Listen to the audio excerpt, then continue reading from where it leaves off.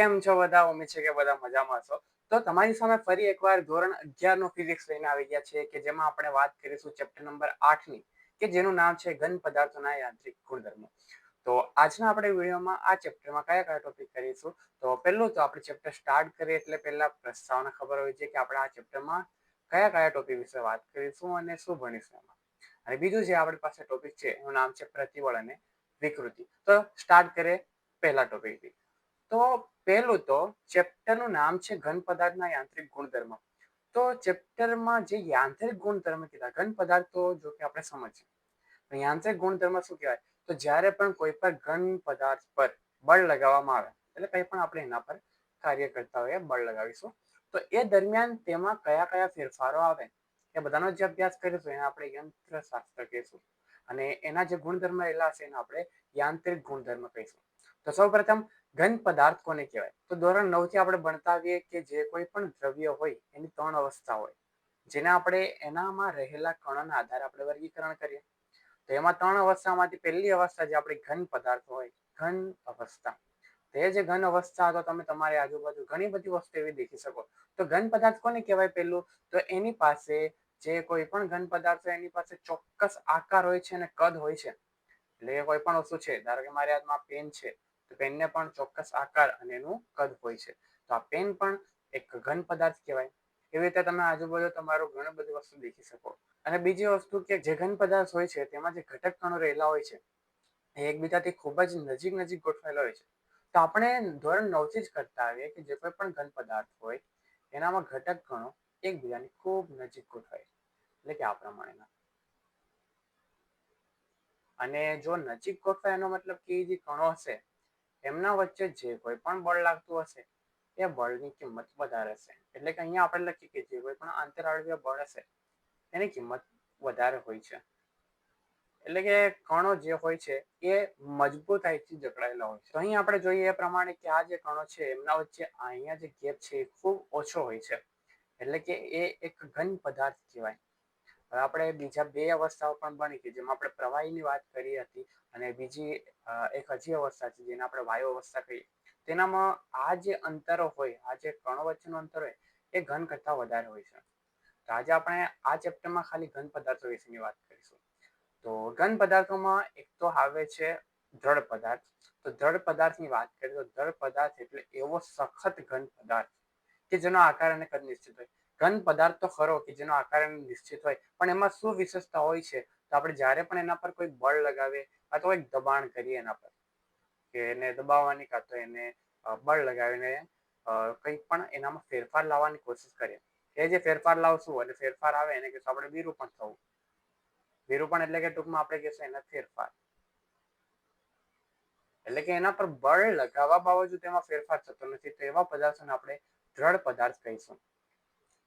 તો હવે બીજા જે કેટલાક ગુણધર્મ રહેલા હોય છે ઘન પદાર્થમાં તો એના વિશેની વાત કરીએ. તો પહેલો જે ગુણધર્મ છે એને આપણે કહીશું સ્થિતિ સ્થાપકતા જેને આપણે ઇંગ્લિશમાં ઇલાસ્ટિસિટી કહે છે.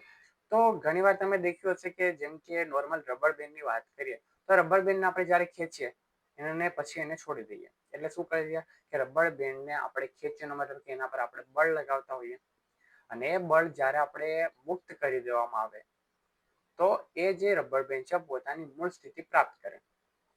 તો રબર બેન્ડના આવા જ ગુણધર્મને આપણે સ્થિતિ સ્થાપકતા કહીશું. તો અહીંયા એની વ્યાખ્યા શું બને કે પદાર્થના જે ગુણધર્મના લીધે વિરૂપક બળ એટલે કે જ્યારે પણ જે કોઈ પણ આપણે ફેરફાર કરવા માટે જે બળ આપીએ એને આપણે વિરૂપક બળ કહીશું.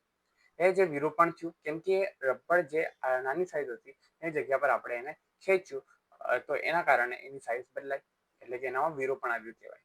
તો એ વિરૂપણ બળ દૂર કરતા તે ફરીથી પોતાના મૂળ આકારમાં અને પરિમાણ પાછા મેળવે છે. એટલે આ જે કોઈ પણ પદાર્થમાં ગુણધર્મ રહેલો હોય આવા ગુણધર્મ તેને આપણે સ્થિતિ સ્થાપકતા કહીશું. અને આવા ગુણધર્મ તમે ઘણી બધી જગ્યા પર દેખો છો. જેમ કે એનું સિમ્પલ ઉદાહરણ હમણાં આપ્યું એ પ્રમાણે રબર. હવે તે દરમિયાન જે કોઈ પણ વિરૂપણ ઉત્પન્ન થશે કે રબરમાં જે કોઈ પણ વિરૂપણ થશે એના આપણે કહીશું સ્થિતિ સ્થાપક વિરૂપણ. તો આ તો પહેલો જે ગુણધર્મ છે કોઈ પદાર્થનો. હવે એનો બીજા ગુણધર્મની વાત કરીએ તો બીજો ગુણધર્મ છે પ્લાસ્ટિસિટી. પ્લાસ્ટિક તો નામ સાંભળ્યું હશે તો આનામાં જે ગુણધર્મ છે પ્લાસ્ટિસિટી એવું કહે છે કે જ્યારે પણ આપણે કોઈ પદાર્થ પર બળ લગાવીએ અને એ બળ લગાવશે એટલે કે એનામાં કંઈક ફેરફાર આવશે. નાનો તો નાનો પણ એમાં ફેરફાર આવતો હોય તો એમાં થોડું વિરૂપણ થયું એવું કહેવાય અને જે બળ લગાવ્યું એને આપણે વિરૂપક બળ કહીએ. જેમ સ્થિતિસ્થાપકતામાં એ બળને મુક્ત કરીએ તો એ પોતાની સ્થિતિ પાછી મેળવી લે, તેવી રીતે પ્લાસ્ટિસિટીમાં એ પદાર્થ પોતાની સ્થિતિ પાછી મેળવી શકતું નથી. આવા જે ગુણધર્મ પદાર્થમાં રહેલા હોય એટલે કે તેમાં સંપૂર્ણપણે વિરૂપણ આવી જાય. હવે ધારો કે તમે એનો ઉદાહરણ દ્વારા સમજો તો માટી લઈએ, ભીની માટી, અને એને તમે ખેંચો કાં તો કોઈ પણ એને આકાર આપી દો, પછી એનામાં કંઈક તમે બળ લગાવો તો એ જે આકારમાં જે પરિવર્તન આવી જાય એ ફરીથી એનું મૂળ સ્થાન પાછું નહીં મેળવી શકે, મૂળ જે આકાર છે એ પાછો નહીં આવી શકે. એટલે કે આ જે ગુણધર્મ માટીમાં રહેલો છે એને જ આપણે સિમ્પલી કહી શકીએ કે એને આપણે પ્લાસ્ટિસિટી કહી શકીએ. તેની વ્યાખ્યા તમે અહીંયા વાંચી શકો એ પ્રમાણે કે જેમ ઉપર આપણે લખી સ્થિતિસ્થાપકતામાં એનાથી એકદમ વિરુદ્ધ વ્યાખ્યા આવશે આની, કે જેમાં મૂળ આકાર અને પરિમાણ જે છે એ પાછા મેળવી શકતા નથી. તો આવા પદાર્થના ગુણધર્મને અથવા આવા પદાર્થને આપણે પ્લાસ્ટિક કહીશું અને એના જે ગુણધર્મ રહેલો હશે એને આપણે પ્લાસ્ટિસિટી કહીશું. એવી રીતે પોલિથીનની કોઈ તમે કોથળી લો અને એ કોથળીને તમે જો ખેંચો તો ફરીથી એનો મૂળ આકાર પ્રાપ્ત કરી શકતી નથી, તે પણ એક પ્લાસ્ટિક કહેવાય. તો આ પ્રમાણે આપણા જે કોઈ પણ ઘન પદાર્થ એમાં આ બે પ્રકારના આપણને મુખ્યત્વે જે ગુણધર્મો હોય એ દેખવા મળે છે. તો આ હતો આપણો પહેલો ટોપિક. હવે બીજા ટોપિક તરફ વધીએ તો આપણા બીજા ટોપિકની વાત કરીએ તો બીજો ટોપિકનું નામ છે પ્રતિબળ અને વિકૃતિ. એટલે કે પ્રતિબળ કોને કહેવાય? તો પહેલા તો સમજીએ કે જ્યારે પણ આપણે કોઈ પદાર્થ પર બળ લગાવતા હોઈએ તેમાં જે ઘટક કણો રહેલા હોય એ એક અંદર આંતરિક બળ ઉત્પન્ન કરે.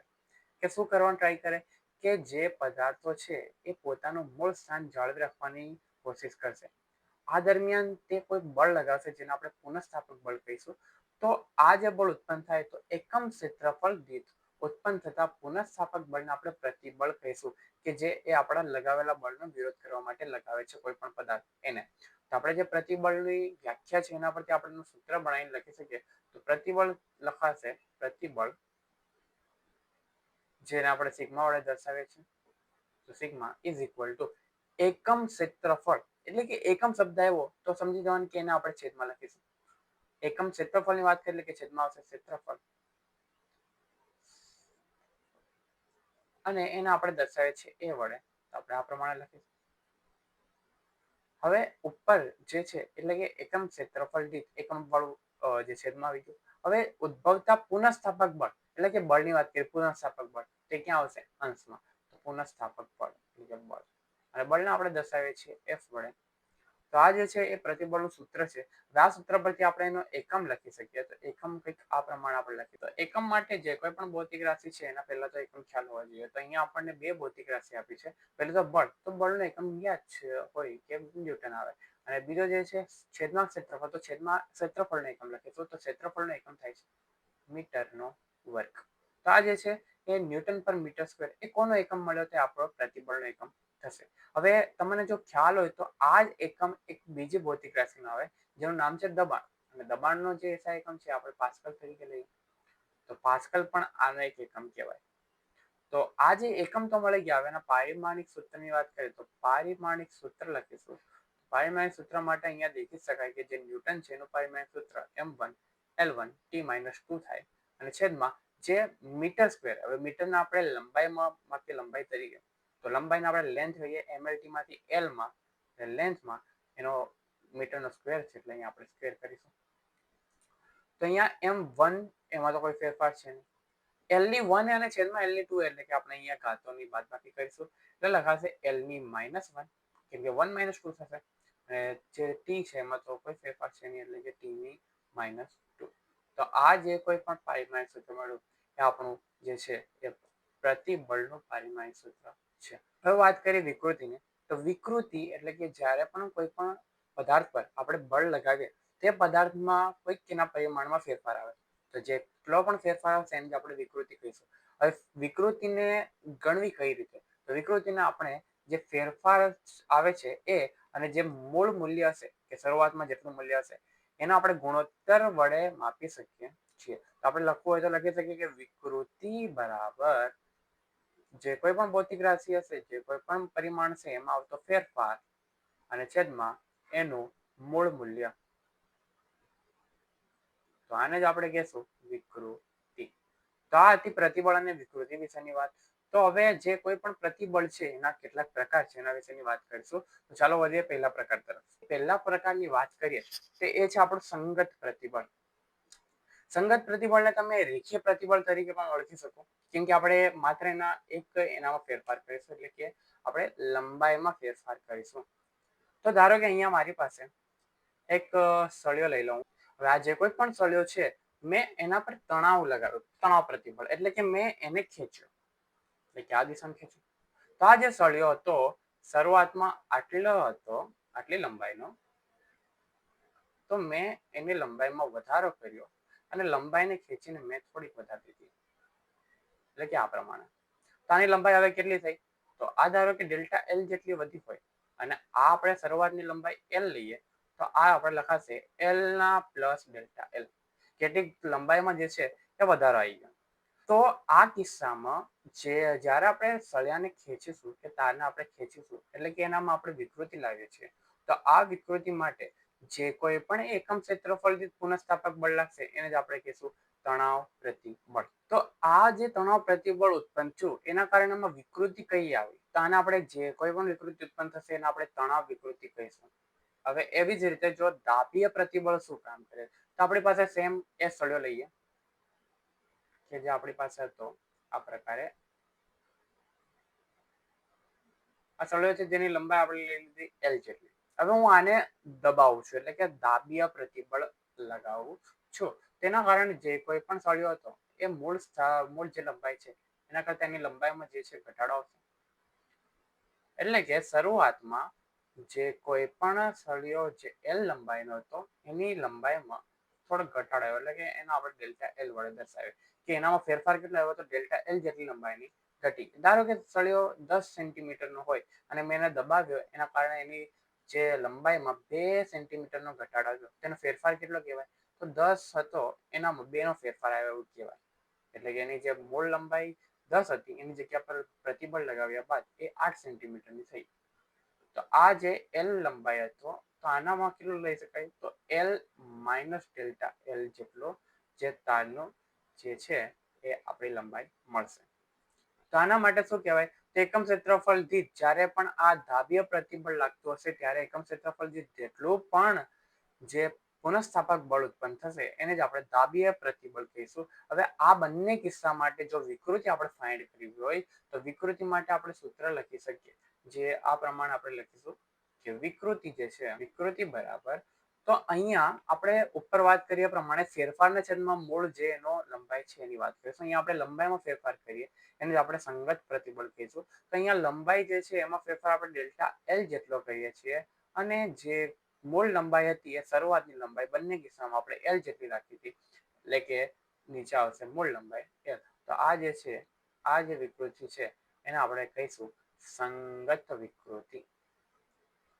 સંગત વિકૃતિ જે સંગત પ્રતિબળના કારણે ઉદ્ભવે છે. તો આ વાત હતી પહેલો જે પ્રકાર છે એના વિશેની. હવે બીજા પ્રકારની વાત કરીએ તો બીજો પ્રકાર છે આપણી પાસે આકાર પ્રતિબળ.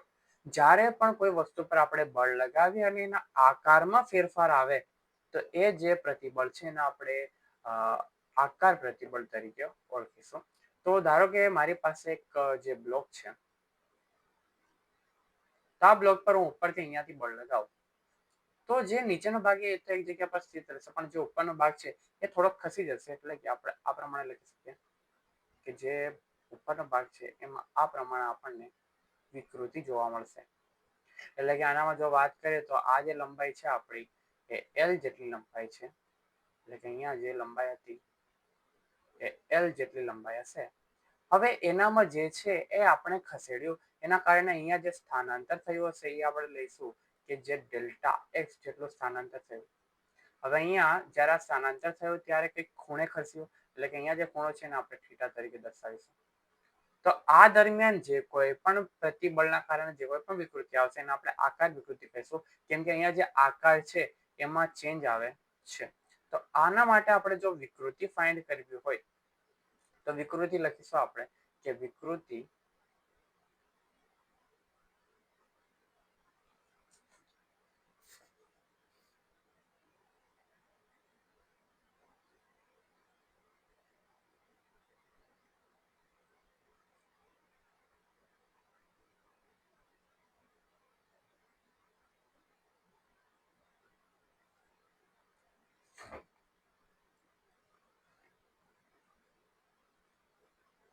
તો આ જે આકાર પ્રતિબળ છે એને આપણે સ્પર્શીય અથવા આકાર પ્રતિબળ બંને તરીકે ઓળખીએ છીએ, એટલે કે સ્પર્શીય અથવા આકાર પ્રતિબળ. એટલે કે પદાર્થમાં જ્યારે સ્પર્શ અથવા તો એના આપણે કોઈ પણ બળ લગાવીએ અને એનામાં જે આકાર ચેન્જ થાય તે સમયે જે કોઈ પણ પ્રતિબળ ઉત્પન્ન થાય એને આપણે આકાર પ્રતિબળ કહીશું. અને આ સમયે જો જેટલું પણ આકારમાં ફેરફાર થશે એને આપણે આકાર વિકૃતિ તરીકે ઓળખીએ છીએ. અહીંયા જે સ્પર્શીય બળના કારણે જે કોઈ પણ આકારમાં ફેરફાર થયો આ દરમિયાન જે કોઈ પણ એકમ ક્ષેત્રફળ દીઠ એમાં પુનઃસ્થાપક બળ ઉત્પન્ન થાય છે એ જે બળ છે એને આપણે આકાર પ્રતિબળ તરીકે ઓળખીએ છીએ. તો એની વ્યાખ્યા આ પ્રમાણે થશે. તો આ પ્રમાણે આપણે જે આકાર પ્રતિબળ છે એમાં સ્પર્શીય બળના લીધે જેટલું પણ પુનઃસ્થાપક બળ ઉત્પન્ન થશે એને કહીશું. તેના માટે આપણે જો વિકૃતિ ફાઇન્ડ કરવી હોય તો વિકૃતિ કંઈક આપણે આ પ્રમાણે લખી શકીએ. વિકૃતિ માટે આપણે લખીશું આકાર વિકૃતિ બરાબર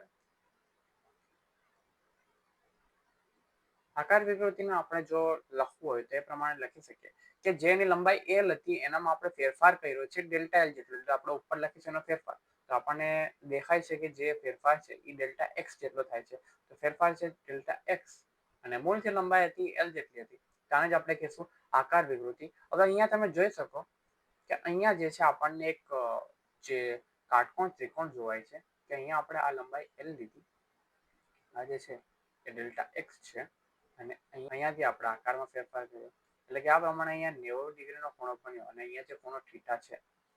તો આ ત્રિકોણ પરથી આપણે ત્રિકોણમિતિ યાદ કરીએ તો થીટાની સામેની બાજુ અને થીટાની પાછળની બાજુ એટલે કે આપણે લખીશું ડેલ્ટા X ના છેદમાં L. હવે સામેની બાજુ છેદમાં પાછળની બાજુ એટલે કે આપણે લખાશે tan થીટા. તો અહીંયા જે આકાર વિકૃતિ છે એને બરાબર તો શું થશે, અહીંયા લખાશે tan થીટા. અને જો વિકૃતિ ઘણી નાની હોય એટલે કે વિકૃતિ જે ખૂણો છે બહુ નાના પ્રમાણમાં ફેરફાર આવતો હોય ત્યારે આપણે લખી શકીએ કે tan theta nearly equal to theta, એટલે કે આની જગ્યા પર ડાયરેક્ટ આપણે લખીશું થીટા.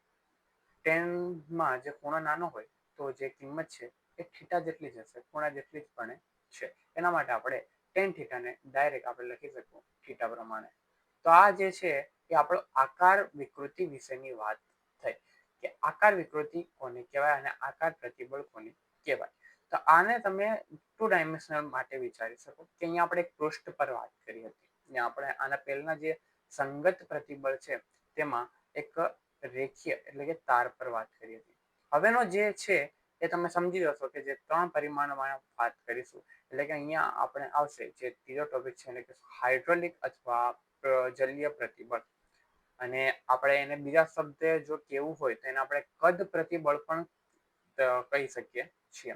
હાઇડ્રોલિક અથવા જલીય પ્રતિબળની વાત કરીએ તો અહીંયા હાઇડ્રોલિક એટલે કે આપણે પાણી જેવું તરલ વિચારી શકીએ. તો જ્યારે પણ કોઈ પદાર્થને હું પાણીમાં નાખું તેનામાં જે પાણીના અણુઓ છે એના દ્વારા એ જે પદાર્થ પર છે એના પર બળ લાગતું હોય. એટલે કે કોઈક આપણી પાસે પાણી ભરેલું પાત્ર છે કે જેમાં હું કોઈ પદાર્થ નાખી આ પ્રમાણેનો. તો આ જે પદાર્થ છે એને આપણે થોડું ઝૂમ કરીને બતાવો અહીંયા. તો આ પ્રમાણેનો પદાર્થ છે એના પર દરેક બિંદુએ પાણીના કણો દ્વારા એક બળ લાગતું હોય. આ જે બળ છે એ જે સપાટી છે એને લંબ સ્વરૂપે લાગશે અને આ પદાર્થ ધારો કે શરૂઆતમાં V જેટલો હશે, જેનું કદ V જેટલું હશે, તો આ જે બળ લગાવવાના કારણે જે પાણી દ્વારા બળ લાગે છે તેના કારણે આ જે પદાર્થ છે એનું કદ થોડુંક બદલાશે. એટલે કે એનું જે કદ છે એ શરૂઆતના કદ કરતા થોડોક બદલાઈ જશે અને એમાં જે ફેરફાર આવશે એને આપણે ડેલ્ટા V તરીકે દર્શાવીશું. તો તમે આ વસ્તુ અવલોકન પણ કરી હશે કે જ્યારે આપણે પાણી ભરેલી ડોલમાં હાથને ડબોળે તો આપણા હાથ પર જે પાણીના કણો છે એના દ્વારા કંઈક બળ લાગતું એવું લાગે. બહુ નાનું હોય, એનું મૂલ્ય બહુ નાનું હોય પણ થોડો આપણને આપણો હાથ છે એના પર બળ લાગતો એવો આભાસ તો થતો હોય છે. તો એ જ પ્રમાણે કોઈ પણ પદાર્થ પર જો એને આપણે જલીય દ્રાવણમાં નાખીએ તો એના પર જે બળ લાગે છે એના કારણે એના કદમાં ફેરફાર આવે છે. તો આ દરમિયાન જે પદાર્થમાં અંદરથી પ્રતિબળ ઉત્પન્ન થાય છે એ આ બહારથી લાગતા બળના વિરુદ્ધ દિશામાં હશે. એટલે અહીંયા આપણે જો પહેલા લખવું હોય તો હાઇડ્રોલિક પ્રતિબળ કોને કહેવાય તો એના માટેની વ્યાખ્યા લખી દઈએ. તો અહીંયા પ્રતિબળ વિશે તો વાત કરી દીધી. હવે એનામાં વાત કરી વિકૃતિ વિશે. તો આમાં વિકૃતિ જે આવશે એના આપણે જે અહીંયા કદમાં ફેરફાર આવે એના કારણે આપણે એને કહેશું કદ વિકૃતિ. કદ વિકૃતિ કેટલી થશે? તો અહીંયા કદમાં જે ફેરફાર આવે છે એને આપણે ડેલ્ટા વી તરીકે દર્શાવ્યું છે. અને જે મૂળ જે કદ હતું અહીંયા આપણને વી જેટલું જોવા મળે એટલે આપણે ડેલ્ટા વી ના છેદમાં વી લખીશું. આ જે છે એને આપણે કહેશું કદ વિકૃતિ. તો આ હતા આપણા પ્રતિબળના 3 પ્રકાર. તો આજના વિડીયો માટે બસ આટલું રાખીએ. આપણી પાસે નેક્સ્ટ વિડીયો માટે ટોપિક છે જે છે આપણી પાસે હૂકનો નિયમ.